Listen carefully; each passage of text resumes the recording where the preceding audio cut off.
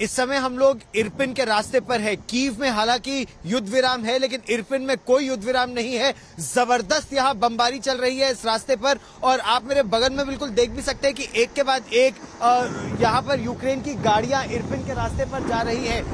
यहाँ पर अभी भीषण युद्ध हो रहा है। हर गाड़ी को जांचा जा रहा है, उसके बाद ही उसको जाने की अनुमति दी जा रही है। यहाँ पर तनाव ज्यादा इसलिए भी है क्योंकि जैसा आप मेरे पीछे सुन भी सकती हैं, ये मल्टी लॉन्च रॉकेट सिस्टम जो है MBRLs, वो एक के बाद एक धनाधन धनाधन धनाधन यहाँ पर शेलिंग चल रही है। दोनों तरफ से फायरिंग और शेलिंग की आवाजें आ रही हैं, जैसे आप मेरे पीछे सुन भी सकते हैं। और उससे घायल लोग उस युद्ध के मैदान से हटकर भागकर यहाँ आने की कोशिश कर रहे हैं। यहाँ पर सिर्फ एम्बुलेंसेस को इसके आगे, इस पॉइंट के आगे जाने की इजाजत दी जा रही है, क्योंकि जो लोग पिछले 2-3 दिन में घायल हो गए थे और उसके बाद से यहां वापस नहीं लौट पा रहे थे, उनको अब आने की कुछ देर के लिए इजाजत दी गई है। तो घायल सैनिक, घायल सिविलियन, वृद्ध लोग, उन सबको यहां पर इस समय लाया जा रहा है। अगर आप मेरे ठीक पीछे देखें तो यहां पर एक चेक पॉइंट इनकी मिलिशिया का है, उसके आगे सेना का चेक पॉइंट है, और सेना के उस चेक पॉइंट के आगे एक्टिव वॉर जोन जिसको कहते हैं, दोनों ही तरफ से, जहां पर कल तक तो खबरें ये भी आ रही थी कि सिविलियन इलाकों को भी निशाना बनाया गया है। इरपिन में रिहायशी इलाकों में बमबारी हुई है, जिसके बारे में ये भी कहा जा रहा है कि जिस ओर से रूस की सेना पर हमले हो रहे हैं, उसी ओर से पलटवार भी हो रहा है।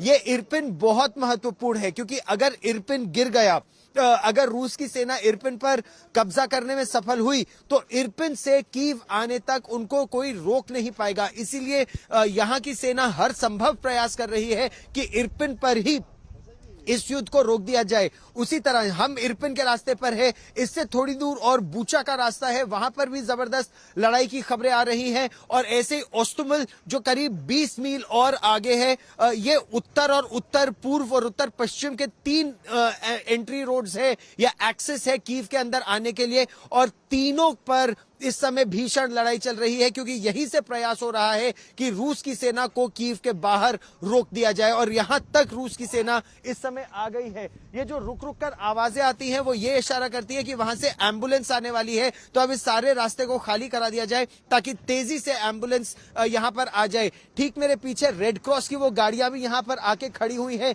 ये रेड क्रॉस की गाड़ियां घायलों को अस्पताल लेकर जा रही हैं। जो लोग युद्ध क्षेत्र से भागना चाहते हैं, उनके लिए बड़ी संख्या में यहाँ पर बसों को भी तैनात किया गया है। तक हम इस समय कीव की सड़कों पर निकले हैं। हम उन इलाकों की तरफ जा रहे हैं जहां पर लगातार संघर्ष की और टकराव की खबरें सामने आ रही हैं, लेकिन कीव की सड़कें भी हम आपको दिखा दें। आज आपको अपेक्षाकृत, बाकी दिनों की अपेक्षाकृत आपको ज्यादा संख्या में गाड़ियां दिखेंगी। आपको अलग इलाकों में बस स्टॉप्स वगैरह पर कुछ लोग दिख जा रहे हैं। कुछ चीजें जो आम रोजमर्रा की जरूरत की चीजें हैं, उनकी दुकानें खुली हुई आज नजर आ रही हैं। लोगों को जो ये राहत मिली है, हालांकि बहुत अधिक संख्या में, ये समझिए कि ये राहत जो है कुछ घंटों की युद्ध विराम के जरिए जो लोगों को मिली है, वो इसलिए कि अगर वो कीव से बाहर निकलना चाहते हैं या फिर बाकी शहरों, जहां पर कुल 4 शहरों जहां पर ये सीज फायर का ऐलान किया गया है, लेकिन जो लोग यहाँ पर रह रहे हैं, ये सब पूरा का पूरा शहर नहीं खाली हुआ है। अधिक संख्या में लोग निकले हैं, लेकिन शहर में अभी भी लोग मौजूद हैं। पूरे शहर को अगर आप देखें तो आपको कहीं कहीं वो अवरोध दिखेंगे। कुछ ही देर में हम वो हिस्सा भी आपको दिखाएंगे। कहीं पर गाड़ियां, तो कहीं पर जिस चीज से बन सकता है वो अवरोध इन सड़कों पर तैयार कर दिए गए हैं, खड़े कर दिए गए हैं। ये जैसे आप देख रहे हैं, यहाँ पर इसके भीतर बगल में टायर्स, साथ में जो ढांचा एक फ्रेम बनाया गया है, उसके भीतर ऐसी सीमेंट की बोरियां डालकर, रेत की बोरियां डालकर उसे मजबूत बनाया जा रहा है। उसके आगे आप और अवरोध देख सकते हैं, लोहे की उन कांटेदार शक्ल में, जो आपको इस समय नजर आ रही है सड़कों पर।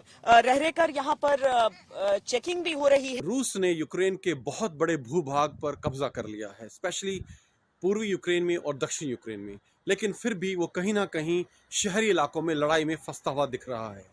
रूस का ये पूरा प्रयास है कि वो किसी भी तरह से इन शहरी इलाकों की लड़ाई से बचे, क्योंकि वहाँ बहुत ज़्यादा कोलेटरल डैमेज होने का खतरा होता है, सिविलियन लोगों के मरने का खतरा होता है, और जो फौज है वो वहाँ फंस के रह जाती है।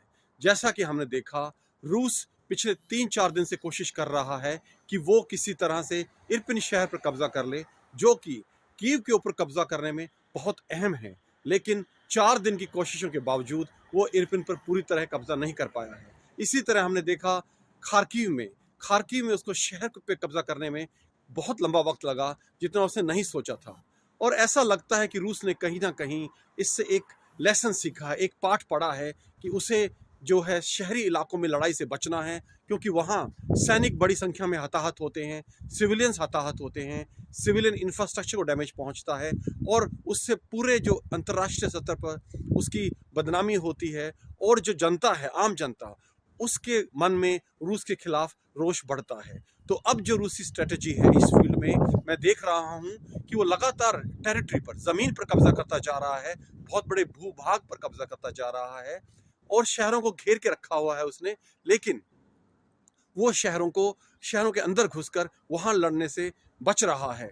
ये चीज हमने ज़पोरिज़िया में देखी है, मरियापोल में देखी है और कई छोटे शहरों में हमने इसका नजारा देखा है। हम यहाँ कीव के बिल्कुल बाहर एक इलाका है, वहां पर है जहां पर जो एक मेंबर ऑफ पार्लियामेंट है स्वेतोस्लाव युराश, जिनको हमने कई सारे फोटोज में देखा है बंदूक उठाए हुए यूक्रेन को डिफेंड करने के लिए। आज वो देखिए ऐसे सप्लाईज निकाल के लेके आ रहे हैं, ताकि ये सप्लाईज जो है ये उन बच्चों के लिए जा रहे हैं जिन्होंने कभी ये वॉर देखा ही नहीं। कीव सिटी से 40 किलोमीटर दूर इस गांव में है, जहां पर अगर आप देखें कोई नहीं दिख रहा।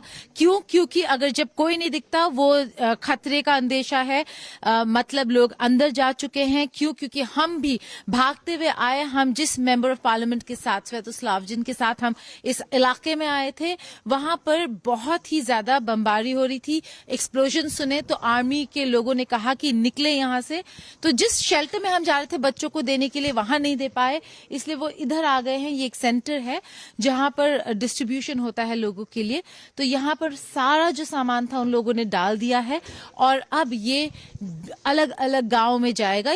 20 किलोमीटर दूर है कीव से, और जिस गांव से आ रहे थे वहां से भी 20 किलोमीटर दूर आ गए हैं। ये बिल्कुल बीच में पड़ता है ये सिटी, मेन सिटी सेंटर है, लेकिन यहाँ पे रुकना पड़ा क्योंकि बड़े एक्सप्लोजन्स के साउंड सुनाई दिए कुछ ही दूर में। तो अभी जो ये एमपी है वो कंसल्ट कर रहे हैं, युराश कंसल्ट कर रहे हैं आर्मी ऑफिसर्स के साथ कि क्या ये आगे बढ़ना सेफ है या नहीं। एक बार हमें ग्रीन सिग्नल मिलेगा तभी हम आगे बढ़ सकते हैं, लेकिन माहौल बिल्कुल ठीक नहीं है। जैसे हम इनसे बात कर रहे थे तो ये बता रहे थे कि यहाँ पे जो सप्लाई लाइन्स है कीव सिटी के, वो खत्म करने की कोशिश कर रहे हैं रूसी फौज, और इसीलिए जो धमाके आप सुन रहे हैं और जो हम सुन रहे थे कुछ समय पहले, वो धमाके उसी एक्शन को लेकर है कि कैसे कीव सिटी को बिल्कुल घेरा जाए और सप्लाई लाइंस बंद कर दिया जाए। ये मेटल स्पाइक्स हैं ताकि कोई गाड़ी आगे ना जा पाए और जो वहां पर है यहाँ ना आ पाए। बहुत ही जरूरी है ये सिक्योरिटी जो प्रिवेंशंस हैं लेना, क्योंकि अभी हम देख रहे हैं कि यहाँ पे माहौल ठीक नहीं है और इसीलिए जो भी गाड़ी जाएगी अब चेक होकर जाएगी या फिर जाएगी नहीं। तो काफी आप सुन सकते हैं धमाकों की आवाज अभी आ रही थी। तो ये धमाके चलते रहें, जब तक चलते रहेंगे हमें एक क्लियरेंस मिलना होगा, उसके बाद ही हम जा सकते हैं। और यहाँ पर भी लोगों को अब आना जाना, गाड़ियों को आना जाना कहीं ना कहीं मना कर दिया गया है।